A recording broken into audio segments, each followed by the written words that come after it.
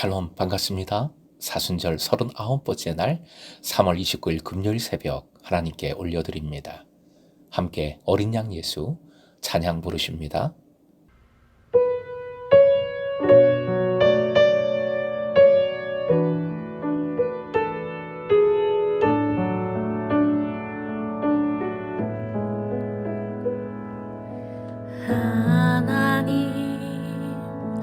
어린 양 독생자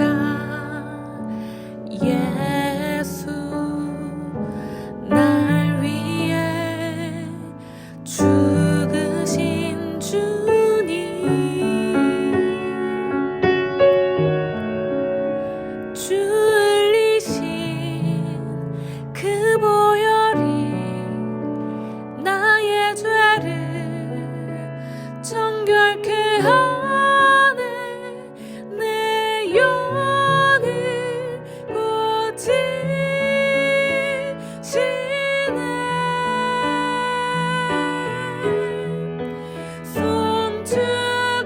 송축하리라 화목케 하신 주 나의 모든 죄 깨끗게 하셨네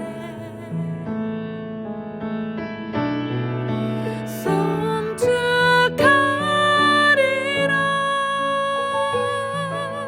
귀하신 어린 양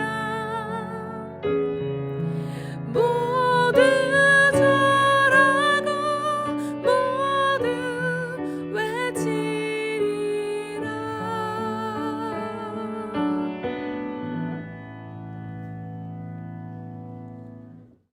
오늘 말씀 마태복음 27장 50절에서 56절, 마태복음 27장 50절부터 56절까지입니다. 내일 새벽기도회는 6시 반입니다. 꼭 기억해 주시고요. 그리고 이어지는 부활절을 준비하는 교회 대청소에 함께 동력해 주시기 바랍니다. 무엇보다 부활의 소망으로 함께 참여해 주십시오. 허락하신 하나님 말씀 함께 읽겠습니다. 예수께서 다시 크게 소리 지르시고 영원히 떠나시니라. 이에 성소 휘장이 위로부터 아래까지 찢어져 둘이 되고 땅이 진동하며 바위가 터지고 무덤들이 열리며 자던 성도의 몸이 많이 일어나되 예수의 부활 후에 그들이 무덤에서 나와서 거룩한 성에 들어가 많은 사람에게 보이니라. 백부장과 및 함께 예수를 지키던 자들이 지진과 그 일어난 일들을 보고 심히 두려워하여 이르되 이는 진실로 하나님의 아들이었도다 하더라. 예수를 섬기며 갈릴리에서부터 따라온 많은 여자가 거기 있어 멀리서 바라보고 있으니 그 중에는 막달라 마리아와 또 야고보와 요셉의 어머니 마리아와 또 세베대의 아들들의 어머니도 있더라. 오늘의 기도 제목, 어떤 상황에도 예수님을 주목하게 하소서. 어떤 상황에도 예수님을 주목하게 하소서.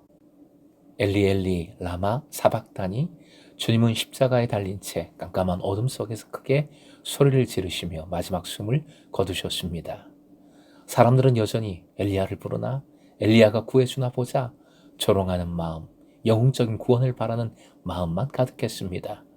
보통 십자가형의 경우 숨이 끊어지기까지는 3일 정도 걸린다고 합니다. 그런데 예수님은 몸이 얼마나 약하셨던지 6시간 만에 별세하셨습니다. 51절 이하 마태는 스승의 죽음을 애도하거나 슬퍼하는 내용보다 성소의 휘장에 관한 것부터 몇 가지 사건을 기록하고 있습니다. 그만큼 이러한 사건들이 중요한 의미가 있음을 보여줍니다. 예수님의 별세 직후 나타난 사건들과 그 뜻을 상고해 봅니다. 첫째 사건은 성소 휘장이 찢어진 것입니다.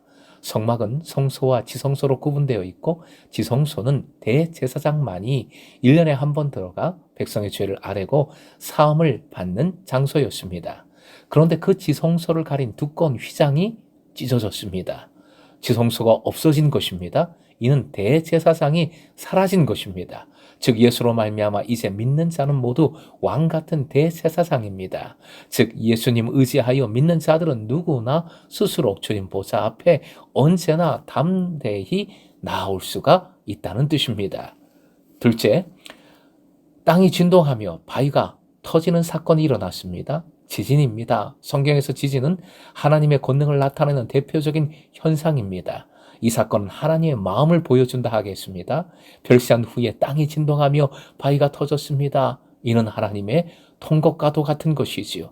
참다 결국 토해내신 아버지의 울음 같은 지진이라는 것입니다. 또한 이 사건은 사람들의 강팍함에 대한 하나님의 심판을 나타냅니다. 십자가의 죽음은 새로운 출발, 땅이 흔들리고 지각이 바뀌는 대변혁이었습니다. 본문의 지진은 예수님을 거부한 땅을 뒤엎으시고 새롭게 하신 것입니다. 그 능력과 영광으로 주님은 다시 이 땅에 오실 것입니다. 믿는 자는 구원받을 것이요, 거부한 자에게는 하나님의 심판이 이렇게 임하는 것임을 보여주는 사건입니다. 셋째는 무덤들이 열리며 자던 성도의 몸이 많이 일어났습니다. 52절, 무덤이 열리고 잠자던 많은 성도의 몸이 살아났다. 이것은 예수님의 십자가 죽음과 부활이 동일한 사건임을 보여줍니다. 최후 승리를 보여주신 겁니다. 무덤에 있던 자가 살아나는 이 놀라운 이적을 통해 초대교회는 이후 많은 환난과 핍박을 부활신앙으로 이겨낼 수 있었습니다. 그래서 말씀은 이 놀라운 소식을 예수님 죽음의 애도보다 먼저 증거하고 있는 것입니다. 넷째는 로마 군인들이 신앙을 고백했습니다. 54절이지요. 유대인들은 예수님을 거부했습니다. 진짜 메시아라면 십자가에서 지금 당장 내려오라 했습니다. 지금 당장 내려와. 이건 믿음이 아니라 내 생각을 가지고 협박하는 것이지요. 반면에 택한 백성이 아닌 이방인 로마 백부장과 군인들이 예수께서 하나님의 아들이라고 고백을 합니다. 이는 마태복음을 통해 명하신 지상 최대의 사명과 연결됩니다. 바로 본문 다음 장에 나오는 28장 18절부터 20절 말씀, 화면 보시고 좀 길지만 함께 읽겠습니다. 예수께서 나와 말씀하여 이르시되 하늘과 땅의 모든 권세를 내게 주셨으니 그러므로 너희는 가서 모든 민족을 제자로 삼아 아버지와 아들과 성령의 이름으로 세례를 베풀고 내가 너에게 분부한 모든 것을 가르쳐 지키게 하라. 볼지어다 내가 세상 끝날까지 너희와 항상 함께 있으리라 하시니라. 이 긴 문장에서 동사가 딱 하나 있는데 무엇이지요? 바로 제자로 삼아입니다. 모든 민족으로 제자를 삼으라는 명령입니다. 마지막은 갈릴리에서부터 따라온 여인들이 함께 했다는 사실입니다. 본문의 시대는 어떤 모임에 여자만 100명 출석했다. 출석 숫자는 0명입니다. 당시에 여자는 사람이 아니었습니다. 그런데 본문은 여인들이 함께 했음을, 그리고 그 이름까지 기록하고 있습니다. 55절 맨 끝에 멀리서 바라보고 있으니 라는 표현이 나옵니다. 이는 여차하면 도망가려고 멀리서 바라봤다는 것이 아닙니다. 이 여인들은 예수님을 섬기며 갈릴리에서부터 따라온 이들이었습니다. 예수님의 쓸 것을 섬기기 위해 따라다녔던 충성된 여인들이었습니다.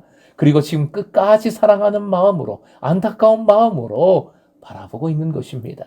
제자들은 다 뿔뿔이 흩어졌습니다. 그런데 이 여인들만이 변함없이 주님의 최후와 그 죽음의 자리에 함께 있습니다.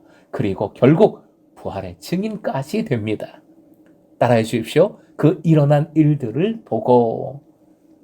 54절의 표현인데요. 백부장이 지진과 여러 가지 일어난 일들을 보았다 했습니다. 이는 예수님 죽으심의 모든 과정을 의미합니다. 십자가에 못 박혀 죽었다면 당시로는 가장 치욕적인 죽음입니다. 그런데 백부장과 군인들은 그 흉한 십자가 처형 속에서도 예수님의 다름을 깨달았습니다.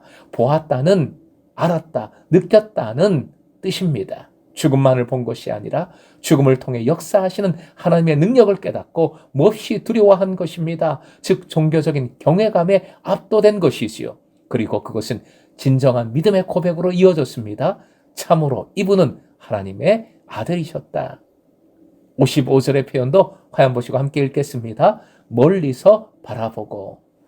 바라보다라는 원어는 자세히 관찰하다는 뜻입니다. 멀리서 목을 빼고 눈물을 흘리며 통곡하며 가슴을 치며 예수님을 자세히 보고자 했던 여인들이 그려지는 단어입니다.